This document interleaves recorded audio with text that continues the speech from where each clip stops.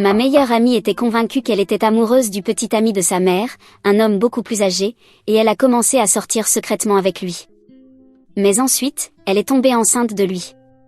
En classe de première, ma meilleure amie a commencé à venir à l'école avec des vêtements de chez Urban Outfitters et Brandy Melville.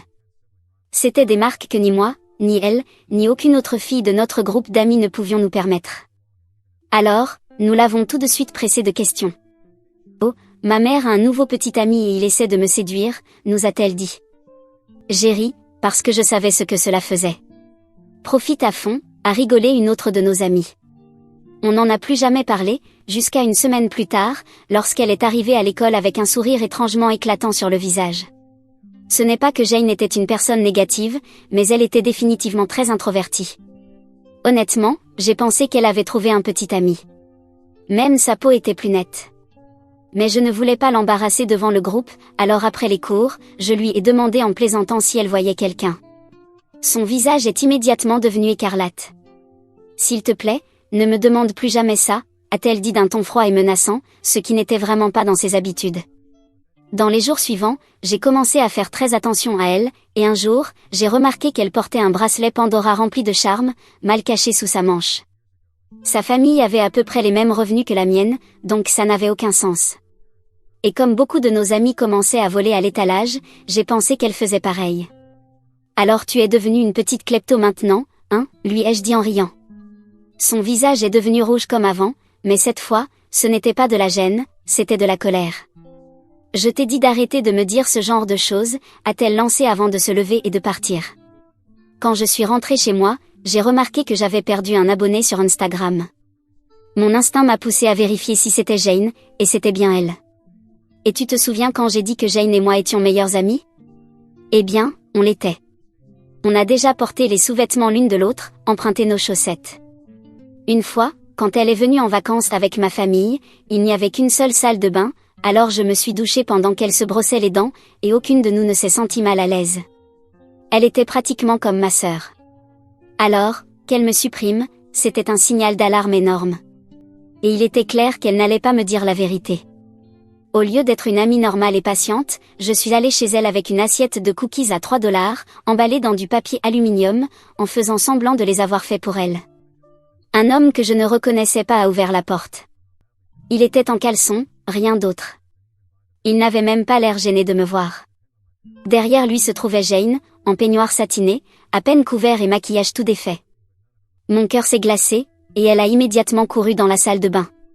Et, ai-je crié de façon exagérément joyeuse, essayant de compenser la tension qui venait de se créer. Je voulais juste vous apporter ça. Bon appétit. Puis j'ai sauté dans ma voiture et j'ai conduit aussi vite que possible. Au coin de la rue, ma meilleure amie était en train de se faire manipuler. Qu'est-ce qu'on est censé faire dans ces situations? Je pouvais aller voir la police, mais sans aveu de Jane, ça ne servirait à rien. Alors j'ai appelé notre amie Emily. C'était la seule en qui j'avais confiance pour voir cette situation comme un vrai danger, et non comme un simple potin croustillant. En plus, c'était le genre d'amie qui savait toujours quoi faire, et cette fois n'a pas fait exception. Elle a dit qu'il fallait convaincre Jane que ce qu'il se passait était très grave, qu'elle était victime de manipulation. À la fin du mois, Emily devait présenter un exposé en classe sur les dangers du monde en ligne. Elle m'a dit de lui faire confiance et d'essayer de regagner la confiance de Jane entre-temps. Ce que j'ai fait. Le lendemain à l'école, Jane était super tendue, et je voyais bien qu'elle attendait de voir si j'allais en parler. Quand elle a compris que je n'en parlerais pas, elle est redevenue chaleureuse avec moi. C'était comme au bon vieux temps. À partir de là, j'ai remarqué qu'elle ne faisait plus d'efforts pour cacher sa collection de bijoux de luxe qui ne cessait de s'agrandir. Elle portait chaque jour un médaillon avec une photo à l'intérieur. J'avais l'impression que la présentation d'Emily n'arriverait jamais assez vite. On a commencé avec le cyberharcèlement et le partage de mots de passe, donc je ne savais pas trop où elle voulait en venir, jusqu'à ce qu'elle aborde la manipulation en ligne. Elle a dédié une diapositive entière aux adultes plus âgés qui trouvent des jeunes, leur envoient de l'argent et font semblant de les aimer pour obtenir des faveurs. C'était parfait, car non seulement toute la classe a poussé des exclamations de dégoût, mais même la professeure est intervenue pour dire à quel point ce comportement était inacceptable. Pendant toute la présentation, j'ai surveillé Jane comme un faucon. Je l'ai vue devenir de plus en plus mal à l'aise, bougeant frénétiquement sa jambe, se rongeant tous les ongles. Je savais que les choses devenaient sérieuses quand elle a demandé à aller aux toilettes et s'est enfuie en pleurant. Je savais que c'était pour son bien. Dès que le déjeuner a commencé, j'ai reçu un message. Elle me harcelait pour que je la rejoigne aux toilettes. Je l'ai trouvée recroquevillée dans une cabine, serrant ses jambes contre son ventre, le visage complètement rouge et presque incapable de respirer. Michaela, J'ai caressé ses cheveux, attendant qu'elle le dise enfin. Je suis enceinte. Ma mâchoire est tombée. Je me suis légèrement éloignée d'elle pour voir si elle plaisantait. Je n'arrivais même pas à prononcer le mot beau-père, mais elle a hoché la tête. Je l'ai serré très fort dans mes bras et lui ai rappelé qu'on était ensemble là-dedans. Cela l'a un peu détendu. On est resté comme ça un moment, jusqu'à ce que sa respiration se calme. J'ai pris quelques essuie-mains rêches du distributeur et je l'ai aidé à se nettoyer le visage. La cloche de la 5e heure a sonné, mais aucune de nous n'a bougé. « Tu es enceinte de combien de temps ?» ai-je demandé doucement, en essayant de garder une voix calme malgré mon cœur qui battait à 100 à l'heure. « 8 semaines, je crois », a-t-elle murmuré en regardant le sol sale des toilettes. J'ai fait 3 tests, ils étaient tous positifs. « Il est au courant ?» ai-je demandé, redoutant déjà la réponse. Jane a hoché la tête, des larmes fraîches coulant sur ses joues. Il a dit que c'était de ma faute, que je l'avais piégé, elle a ri amèrement. Comme si je voulais ça. J'ai pris une grande inspiration. Jane, on doit en parler à quelqu'un. Une conseillère ou autre. À ma surprise, elle a hoché la tête. Je sais. Je ne peux plus continuer comme ça. Michaela. Hier soir, Elle a remonté sa manche, révélant un bleu sombre autour de son poignet. Il s'est énervé quand j'ai dit que je voulais le garder. Mon sang a bouilli, mais je suis restée impassible. Allons voir Madame Reyes, ai-je proposé, en parlant de la conseillère scolaire que tout le monde aimait. Jane a hésité un instant, puis a hoché la tête. Nous sommes allés ensemble à son bureau. Mon bras autour de ses épaules, Miss Reyes jeta un seul coup d'œil au visage de Jane couvert de larmes et nous fit immédiatement entrer dans son bureau, refermant la porte derrière nous. La conseillère, Miss Reyes, nous observait avec une expression douce. « Tu fais ce qu'il faut », ai-je chuchoté à Jane. « Je te le promets. » Miss Reyes se racla la gorge. « Jane, je dois te demander, est-ce que tu es en danger immédiat ? Devons-nous contacter les autorités ? » Le corps de Jane se raidit contre le mien. « Pas la police, dit-elle fermement. S'il vous plaît, il saura que c'est moi qui ai parlé. » Miss Reyes et moi avons échangé un regard. Je voyais qu'elle avait légalement l'obligation de signaler certaines choses. La peur dans les yeux de Jane était impossible à ignorer. Le refuge qu'Emily a trouvé ne nécessite pas l'implication immédiate de la police, et j'expliquais rapidement. Ils peuvent l'aider à trouver les prochaines étapes en toute sécurité. Miss Reyes hocha lentement la tête. Je peux vous y conduire toutes les deux après les cours. En attendant, Jane, tu peux rester ici dans mon bureau. Jane me serra la main si fort que ses jointures devinrent blanches. Ne me laisse pas seule. Je resterai, ai-je promis en regardant Miss Reyes, qui acquiesça. Je vais vous faire des absences justifiées pour la journée, dit-elle en sortant pour nous laisser un peu d'intimité. Une fois seule, Jane s'effondra à nouveau en larmes. Il va être tellement en colère, Michaela. Tu ne comprends pas comment il est quand il est en colère. L'hématome autour de son œil avait viré au jaune verdâtre maladif, caché sous une couche d'anticerne désormais marquée par les larmes. Je me suis demandé quelles autres marques étaient cachées sous ses vêtements. Qu'est-il arrivé au bébé, ai-je demandé doucement. Elle fixa le sol, les épaules affaissées. Je lui ai dit que j'étais enceinte. Il a dit que j'essayais de le piéger, sa voix devint creuse, à peine un murmure. Il m'a emmené dans une clinique à 2 villes d'ici, payé en liquide, utilisé de faux noms, et m'a dit que si jamais je parlais à quelqu'un, il dirait à ma mère que j'étais une traînée. Mon sang bouillonnait, mais je gardais une expression neutre, avalant la rage qui menaçait de jaillir. Tu voulais le garder ? Jane haussa les épaules, impuissante. Je ne sais pas. Je n'ai pas eu le droit de décider. Et le cocard ? J'ai vomi dans sa voiture après. Il a dit que je l'avais fait exprès. Nous sommes restés silencieux un moment, la tête de Jane sur mon épaule, sa respiration se stabilisant peu à peu. J'ai envoyé un message à Emily pour lui dire que nous étions dans le bureau de la conseillère et pour confirmer le plan d'aller au refuge après les cours. Elle a répondu immédiatement, j'arrive aussi. Ne partez pas sans moi. Vers midi, Miss Reyes nous a apporté des sandwichs de la cafétéria. Jane toucha à peine le sien, grignotant la croûte avant de le poser. Le sandwich resta là, sur le bureau, avec juste une bouchée en moins. Je me suis souvenu comment Jane mangeait tout ce qui lui tombait sous la main. Elle finissait toujours mes restes et plaisantait sur son estomac sans fond. Maintenant, elle semblait avoir perdu au moins 7 kilos depuis le début de l'année scolaire. Et si ma mère signale ma disparition, demanda-t-elle soudain. Le refuge pourra l'aider pour ça, l'ai-je rassurée, même si je n'étais pas tout à fait sûre de comment ça fonctionnait. Ils ont l'habitude de gérer ce genre de situation. Jane hocha la tête, mais je voyais qu'elle était en train de s'enfoncer dans les pires scénarios possibles dans sa tête. Elle regardait constamment son téléphone, qui vibrait de temps à autre à cause de messages. Elle ne voulait pas que je voie. C'est lui, ai-je demandé après la 3e notification qui l'a fait sursauter. Jane acquiesça, les doigts tremblants alors qu'elle mettait son téléphone en mode silencieux. Il croit que je suis à l'école. Si je ne réponds pas bientôt, il pourrait venir ici. Mon estomac se serra. Alors partons maintenant. On n'a pas besoin d'attendre la fin des cours. J'ai envoyé un message à Emily, qui a répondu qu'elle nous retrouverait à la voiture de la conseillère dans 5 minutes. Miss Reyes accepta de nous emmener immédiatement quand je lui ai expliqué nos craintes. Alors que nous marchions dans les couloirs vides vers le parking du personnel, Jane s'arrêta soudainement, la main sur son cou. « Mon médaillon » murmura-t-elle en touchant son cou nu.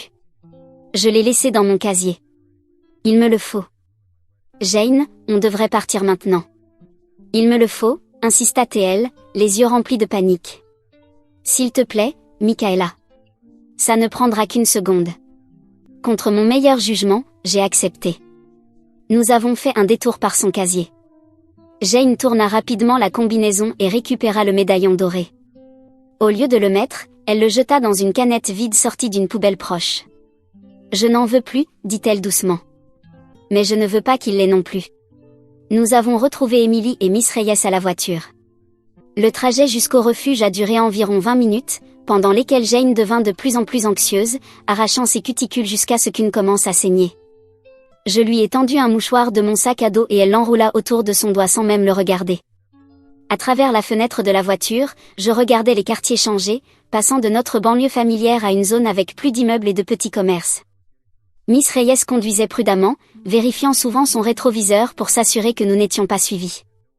Le refuge pour femmes était un bâtiment discret avec des caméras de sécurité et un système d'interphone à l'entrée. Rien à l'extérieur ne révélait sa fonction. Il ressemblait à n'importe quel immeuble de bureau, avec des murs beiges et un petit parking. Miss Reyes parla dans l'interphone et on nous ouvrit. À l'intérieur, une femme nommée Tara nous accueillit. Elle avait des yeux gentils et une attitude ferme mais rassurante. Elle emmena Jane dans une pièce privée pour parler, pendant qu'Emily, Miss Reyes et moi attendions dans un petit salon avec des meubles usés mais propres. « Est-ce qu'elle sera en sécurité ici ?» ai-je demandé à Miss Reyes, tordant l'ourlet de mon t-shirt entre mes doigts.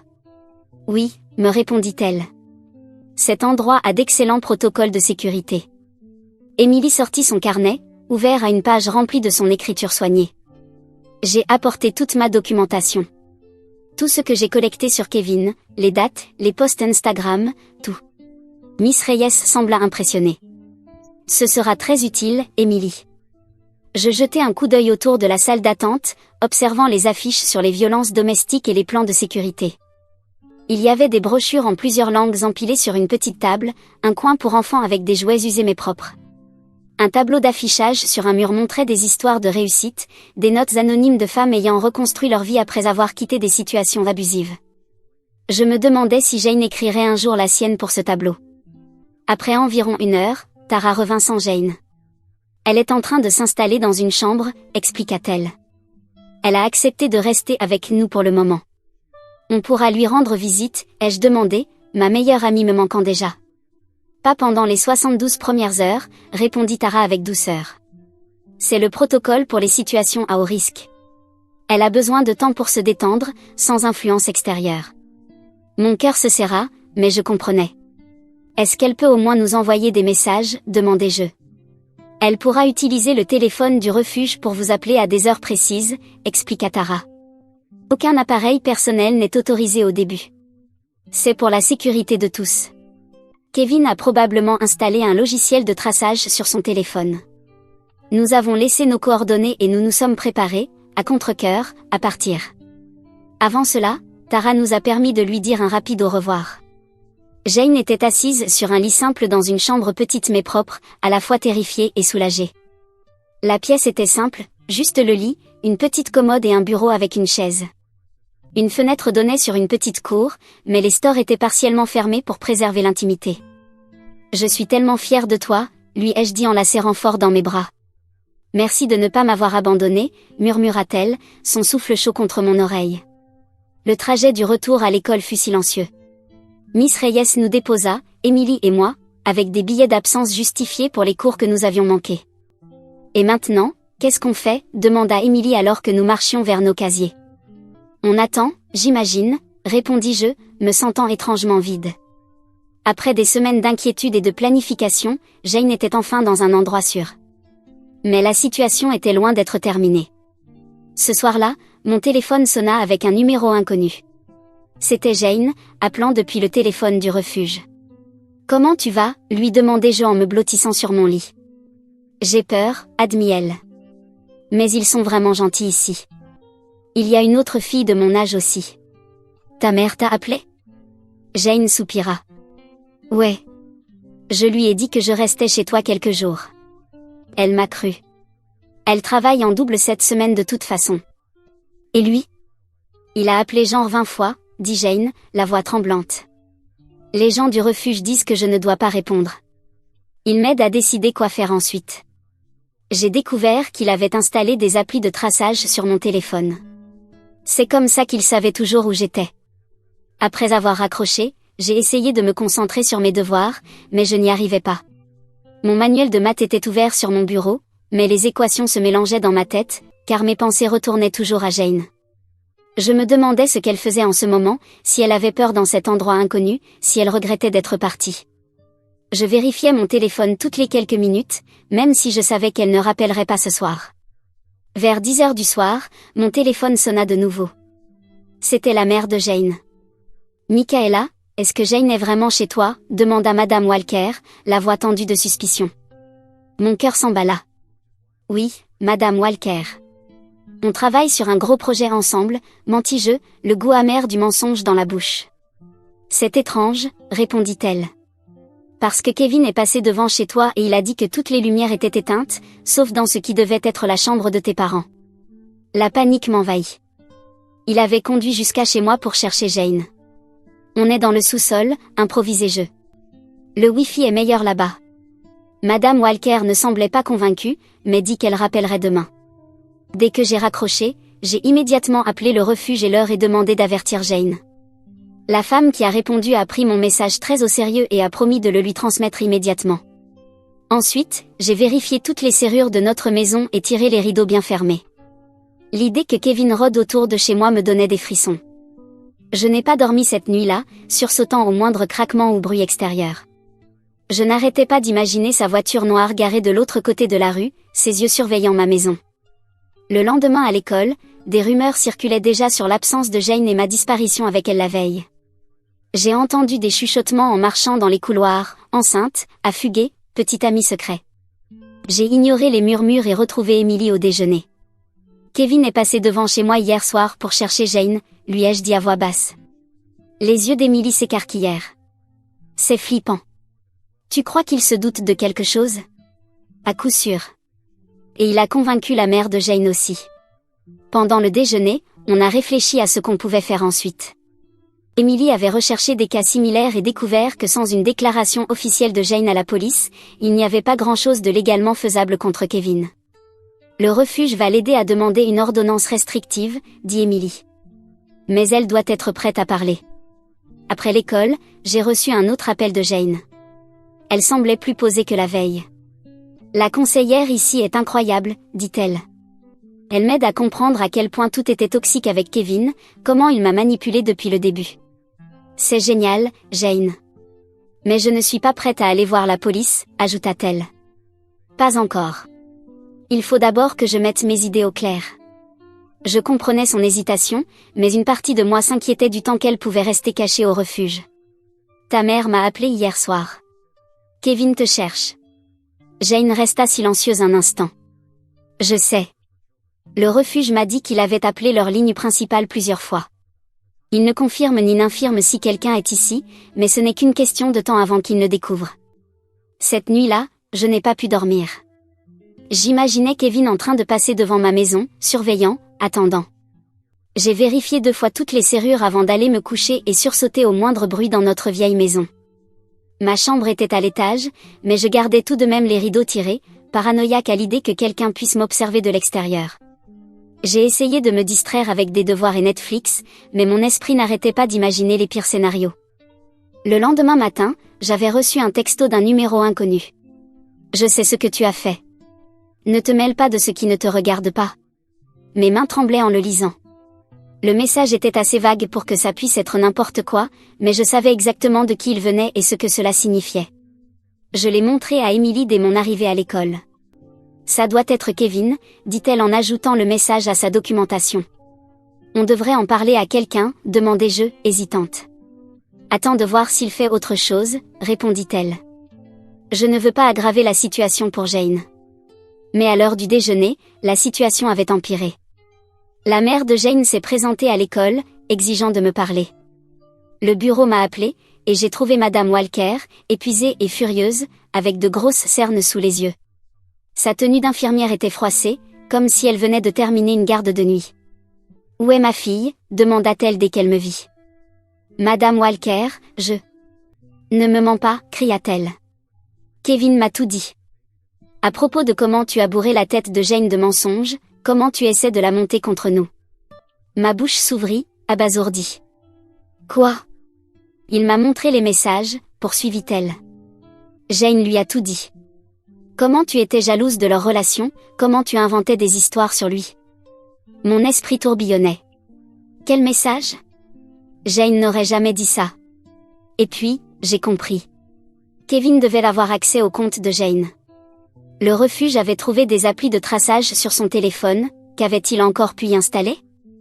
Madame Walker, ce n'est pas vrai, dis-je prudemment. Kevin n'est pas celui que vous croyez. Ses yeux se plissèrent. Kevin n'a été que soutien pour notre famille. C'est la seule figure paternelle que Jane ait jamais eue. Je ravalai ce que je voulais vraiment dire. Vous avez parlé à Jane vous-même? Pas par Kevin, mais directement. Une lueur de doute traversa son visage. Elle m'a envoyé un texto disant qu'elle allait bien et qu'elle avait besoin d'espace. Depuis son propre téléphone? Madame Walker hésita. Eh bien, depuis son numéro. Je pris une grande inspiration. Madame Walker, je pense que vous devriez essayer de parler à Jane directement. C'est tout ce que je dis. Elle partit, l'air troublé, ce que je considérais comme une petite victoire. J'appelai immédiatement le refuge pour les prévenir de l'escalade de Kevin et de son accès probable au compte de Jane. Cet après-midi-là, Emily et moi sommes allés au commissariat local pour demander, hypothétiquement, ce qui pourrait être fait dans une situation comme celle de Jane. Le commissariat était petit, avec des néons blafards et une odeur de café omniprésente. L'agent à la réception semblait d'abord ennuyé, mais s'anima quand nous avons mentionné que notre « cas hypothétique » concernait une mineure. L'enquêtrice qui nous a reçus, une femme nommée détective morale, nous écouta attentivement. Elle avait des yeux bienveillants, mais une expression sérieuse. Elle prit des notes pendant que nous lui expliquions la situation sans mentionner de nom. Sans que la victime ne se manifeste, nos mains sont liées, expliqua-t-elle. Mais si vous avez des preuves d'un crime, nous pouvons enquêter. Emily mentionna les publications sur Instagram et le message menaçant que j'avais reçu. La détective morale nous donna sa carte. Si votre ami décide de parler, ou si vous sentez que vous êtes en danger, appelez-moi directement. Une semaine passa. Jane appelait tous les jours depuis le refuge, sa voix devenant plus assurée à chaque fois. Elle travaillait avec des conseillers et des juristes pour se préparer à ce qui allait suivre. Sa mère avait enfin pu lui parler directement et commençait à rassembler les pièces du puzzle, même si Jane ne lui avait pas encore tout révélé. Je continuais à aller à l'école, essayant de me concentrer sur les cours et les devoirs, mais mon esprit restait fixé sur Jane et sur sa sécurité. Puis, un matin, en arrivant à l'école, je vis Kevin dans le parking, appuyé contre sa voiture noire luxueuse. Mon estomac se noua, mais je continuais à marcher, la tête baissée, espérant qu'il ne me reconnaîtrait pas. J'ai envisagé de faire demi-tour, mais il y avait d'autres élèves autour, je pensais être plus en sécurité dans la foule. « Michaela, n'est-ce pas » appela-t-il, la voix amicale. L'amie de Jane. Je m'arrêtai, le cœur battant. De près, je comprenais ce que Jane avait pu lui trouver. Il était séduisant, bien mis, avec un sourire facile qui ne touchait jamais ses yeux froids. Il portait une montre chère et des vêtements de marque, totalement hors de propos dans notre parking de lycée. Jane traverse une période difficile, dit-il sur un ton décontracté, comme si nous étions de vieux amis. Sa mère et moi sommes vraiment inquiets pour elle. Je ne l'ai pas vue, mentis-je, serrant la sangle de mon sac à dos si fort que mes doigts me faisaient mal.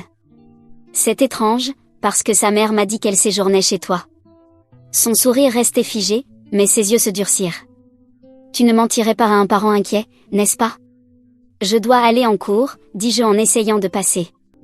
Il se mit sur mon chemin, son parfum me donnant la nausée. Je sais que tu crois l'aider, mais ce n'est pas le cas. Jane a des délires. Elle a déjà fait de fausses accusations. Ma peau se mit à ramper. Il faut vraiment que j'y aille. Dis-lui juste de m'appeler, dit-il enfin en s'écartant. Dis-lui que je lui pardonne. On peut arranger ça. Je courus pratiquement dans le bâtiment, envoyant un texto à Émilie en chemin. Elle me retrouva près de mon casier, le visage pâle. Il t'attendait, murmura-t-elle. C'est de l'intimidation. On devrait appeler la détective. J'acquiesçai, encore tremblante. Il essaie de me manipuler. Me faire croire que c'est Jane le problème. Pendant le déjeuner, nous avons appelé la détective morale et signalé l'incident. Elle nous prit au sérieux, mais nous rappela que sans plainte de Jane, il ne pouvait pas faire grand-chose contre Kevin. Mais je peux lui parler de harcèlement s'il recommence à vous aborder à l'école, proposa-t-elle. C'est un autre dossier. Après les cours, j'ai appelé Jane pour lui raconter. Il est désespéré, dit-elle, la voix plus assurée que je ne l'avais entendue depuis des semaines. Les gens du refuge disent que c'est en fait un bon signe. Ça veut dire qu'il perd le contrôle. Ta mère est venue à l'école la semaine dernière, lui ai-je dit. Je crois qu'elle commence à douter. Jane resta silencieuse un instant. Je vais tout lui dire. Le refuge a proposé de modérer la conversation. Il pense qu'elle me croira si elle m'entend directement. Tu es sûre d'être prête? Non, admit Jane. Mais je ne peux pas me cacher éternellement. 2 jours plus tard, Jane m'appela avec une nouvelle. Ma mère est venue au refuge. On a parlé pendant des heures, dit-elle, la voix brisée. Elle me croit, Michaela. Elle l'a mis à la porte. Le soulagement m'envahit. C'est incroyable, Jane. Elle dépose une demande d'ordonnance restrictive, continua-t-elle. Et j'ai décidé de faire une déclaration à la police. Pas un rapport complet encore, mais assez pour ouvrir un dossier. Pour la première fois depuis des semaines, je sentis que je pouvais enfin respirer normalement. Je suis tellement fière de toi. Je reviens à l'école la semaine prochaine, ajouta-t-elle. Maman cherche à me transférer à Westlake pour un nouveau départ, mais ça prendra du temps. Les jours suivants furent un tourbillon de préparatifs. Émilie et moi avons vidé le casier de Jane, rassemblé ses livres et ses affaires personnelles. On a tout soigneusement emballé dans une boîte, ses manuels, quelques vêtements de sport, quelques photos collées à l'intérieur de la porte de son casier. La conseillère a organisé des devoirs aménagés pour l'aider à rattraper son retard. Je suis même allée faire les magasins avec ma mère pour acheter à Jane un cadeau de retour. Un simple bracelet en argent, pour remplacer le bracelet à breloques qu'elle avait abandonné. Ce n'était pas cher, juste un fin anneau d'argent avec un petit cœur. Mais j'espérais que cela symbolise un nouveau départ. Le matin du retour de Jane, j'attendais nerveusement sur le parking. Quand la voiture de sa mère arriva, je courus vers elle. Jane en sortit, l'air différente. Ses cheveux étaient plus courts, elle portait un simple t-shirt et un jean, au lieu des vêtements tapa accent grave l'œil que Kevin lui avait offert. Le médaillon et le bracelet à breloques avaient disparu. Elle me serra fort dans ses bras. Merci, murmura-t-elle, pour tout. La journée ne fut pas facile. Les gens la regardaient, chuchotaient. Quelques camarades maladroits lui demandèrent où elle était, si les rumeurs sur sa grossesse étaient vraies. Émilie et moi la collions comme des gardes du corps, repoussant les questions et formant un bouclier entre Jane et le reste de l'école. Au déjeuner, Jane semblait dépassée par le bruit de la cafétéria, alors nous sommes allés manger dehors. L'air printanier était doux et nous avons trouvé un coin tranquille sous un arbre, à l'écart de la zone principale. Kevin continue d'envoyer des textos à ma mère, dit-elle doucement. Le numéro est bloqué. Mais il crée de nouveaux numéros, expliqua Jane. La police dit que ce n'est pas suffisant pour violer l'ordonnance restrictive temporaire puisqu'il ne me contacte pas directement et que les messages ne sont pas explicitement menaçants. Il a essayé de te contacter, demanda Emily. Jane secoua la tête. Pas directement, mais j'ai parfois peur de rentrer à la maison. Et s'il m'attend? Ta mère a changé les serrures, non, demandai-je. Oui, et on a installé une caméra de sécurité à la porte d'entrée, répondit Jane. Mais quand même. Je comprenais sa peur. Moi-même, je sursautais au moindre bruit depuis que Kevin m'avait abordé sur le parking. Cet après-midi-là, alors que nous traversions le parking après l'école, Jane s'arrêta net. C'est sa voiture, murmura-t-elle, en montrant une berline noire qui tournait au ralenti près de la sortie. Je l'ai immédiatement tirée vers le bâtiment. Allons au bureau. On va appeler ta mère et la police. Nous avons signalé la présence de la voiture à l'agent de sécurité de l'école, mais quand il est allé voir, la voiture avait déjà disparu. Jane tremblait tellement que l'infirmière a suggéré qu'elle s'allonge jusqu'à ce que sa mère vienne la chercher. Il ne s'arrêtera pas, dit Jane, les larmes coulant sur ses joues. Il trouvera toujours un moyen de m'atteindre. Je lui ai serré la main fort. On ne le laissera pas faire. Sa mère est arrivée, l'air paniqué.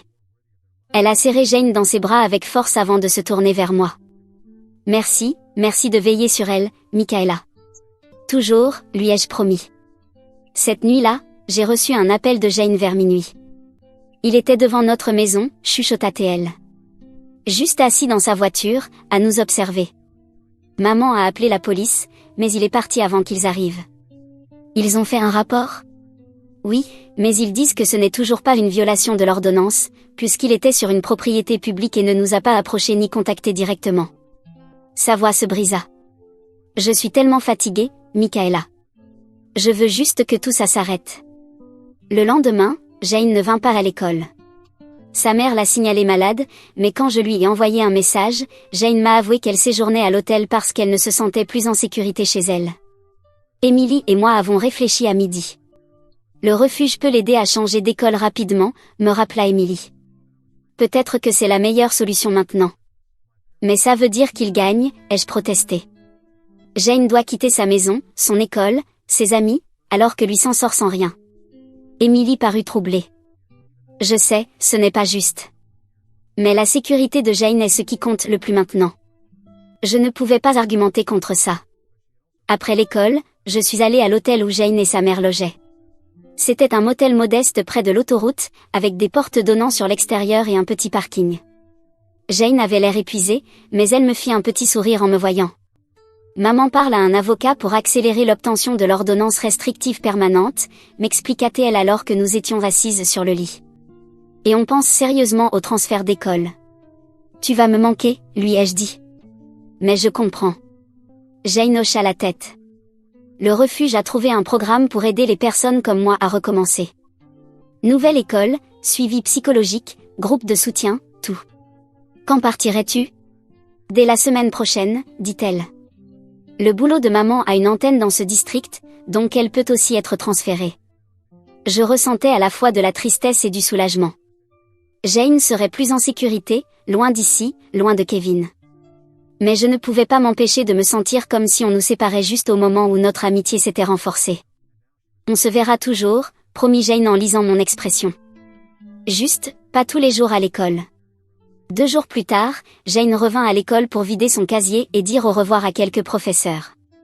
Emily et moi l'accompagnions, formant une barrière protectrice. Les couloirs semblaient chargés de tension, comme si tout le monde savait que c'était son dernier jour. À la sortie, Jane s'arrêta soudainement. J'ai envie d'un café, annonça-t-elle. Toutes les 3.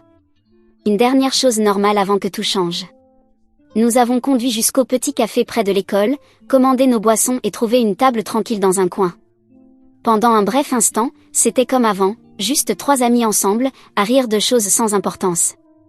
Le café était chaleureux, avec des meubles dépareillés et des œuvres d'art local accrochées au mur. L'odeur familière du café et des pâtisseries nous enveloppait, et on aurait presque pu croire que tout était normal. Ça va me manquer, dit Jane doucement. Ce n'est pas pour toujours, lui rappela Emily. Juste le temps que les choses s'apaisent. Jane hocha la tête, mais ses yeux étaient tristes. Je pense à combien tout aurait été différent si je n'étais jamais tombée dans ces filets. Ce n'est pas ta faute, dis-je fermement. Il savait exactement ce qu'il faisait. Jane jouait avec son nouveau bracelet en argent, celui que je lui avais offert pour remplacer le bracelet à breloques. La conseillère du refuge dit que des prédateurs comme Kevin ciblent les filles vulnérables. Ma mère travaillait tout le temps, on avait des soucis d'argent, j'étais la victime parfaite. Mais tu t'en es sortie, fit remarquer Emily. C'est ce qui compte. Jane sourit légèrement. Oui, grâce à vous. En sortant du café, le téléphone de Jane vibra avec un message de sa mère disant qu'elle l'attendait sur le parking. Nous l'avons accompagnée jusqu'à la voiture, la serrant fort dans nos bras avant qu'elle monte. Je vous enverrai mon nouveau numéro une fois installé, promit-elle. Je regardais sa voiture s'éloigner, ressentant un étrange mélange de fierté et de perte. Nous avions sauvé Jane de Kevin, mais à un tel prix. Une semaine passa sans nouvelles de Jane. J'essayais de ne pas m'inquiéter, me disant qu'elle devait être occupée avec le déménagement et sa nouvelle école. Emily et moi reprîmes nos habitudes, mais quelque chose manquait. La table de la cafétéria semblait plus vide. Notre groupe de discussion était silencieux. Je vérifiais mon téléphone constamment, espérant un message. Puis, 10 jours après son départ, je reçus un texto d'un numéro inconnu. C'est moi. Je suis en sécurité. J'ai dit la vérité. Un soulagement immense m'envahit. J'appelai immédiatement le numéro et Jane décrocha. Hey, dit-elle, sa voix ressemblant plus à elle-même qu'elle ne l'avait été depuis des mois. Comment vas-tu? Et l'école? C'est bien, répondit-elle. Différent, mais bien. Maman et moi avons un appartement dans un immeuble sécurisé. Je vois une conseillère 2 fois par semaine. Tu as eu des nouvelles de lui? Jane fut silencieuse un moment. Maman a demandé la garde exclusive et l'a interdit de s'approcher de nous. Il vivait chez nous illégalement. Il n'était sur aucun document. Il a menti sur tout, son travail, son passé, même son âge. Tu es sérieuse? Oui. La police enquête sur lui pour d'autres choses qu'ils ont découvertes. Je ne connais pas tous les détails. Nous avons parlé pendant presque 1 heure, rattrapant tout. Jane paraissait plus forte, plus confiante. Elle avait rejoint un club d'art dans sa nouvelle école et se faisait des amis petit à petit. Sa voix avait une légèreté que je n'avais pas entendue depuis longtemps, peut-être même des années. C'était comme si elle redevenait enfin une adolescente normale, sans le poids de la manipulation de Kevin sur les épaules. 2 semaines plus tard, Emily et moi avons conduit jusqu'à sa nouvelle ville pour prendre un café avec elle. C'était à environ 1 heure, dans une banlieue semblable à la nôtre, mais avec des bâtiments plus récents et des rues plus larges. Jane nous attendait devant un petit café, nous saluant avec enthousiasme. Le changement était frappant. Ses yeux étaient clairs, son sourire sincère. Les vêtements et bijoux coûteux avaient disparu, remplacés par un jean simple et un pull confortable. Elle avait l'air en bonne santé. Son visage avait repris de la couleur, sa peau était éclatante. J'ai des nouvelles, dit-elle après qu'on ait commandé nos boissons. Kevin a été arrêté. Emily et moi échangeâmes un regard choqué. Pourquoi, demandai-je. Apparemment, je n'étais pas la première, dit Jane calmement. Quand j'ai fait ma déclaration complète, la police l'a lié à 2 autres affaires dans d'autres comtés. Des filles comme moi. Je lui pris la main à travers la table. Je suis tellement désolée, Jane. Elle serra ma main en retour. Ne le sois pas. Ça veut dire qu'il ne pourra plus faire de mal à personne. Tout en buvant notre café, Jane nous raconta sa nouvelle vie, ses cours, sa thérapeute, le groupe de soutien qu'elle avait rejoint pour les victimes de manipulation et d'exploitation. Elle guérissait, un jour à la fois. Ses yeux brillaient quand elle parlait de ses projets artistiques et des nouveaux amis qu'elle se faisait. C'était comme voir une fleur rester trop longtemps dans l'ombre s'épanouir enfin au soleil. Et le médaillon, demanda Emily. Celui que tu portais tous les jours? Jane sourit. Je l'ai laissé derrière moi. Comme tout ce qu'il m'avait offert. Elle toucha le bracelet en argent simple à son poignet, celui que je lui avais donné. C'est le seul bijou dont j'ai besoin maintenant. Au moment de partir, nous nous sommes serrés très fort dans les bras sur le parking, promettant de nous revoir bientôt. Jane était méconnaissable par rapport à la fille effrayée et brisée qu'on avait aidé à fuir quelques semaines plus tôt. Elle se tenait plus droite, souriait plus facilement, riait plus librement. Les cernes sous ses yeux avaient disparu, remplacées par une confiance calme. En rentrant en voiture, Emily dit, comme si elle lisait dans mes pensées. On a bien fait. Oui, répondis-je. Cette nuit-là, je reçus un dernier texto de Jane. Merci de ne pas avoir abandonné quand moi je l'avais fait. Je vous aime toutes les deux. Je souris en répondant. Toujours. C'est ça, les vrais amis.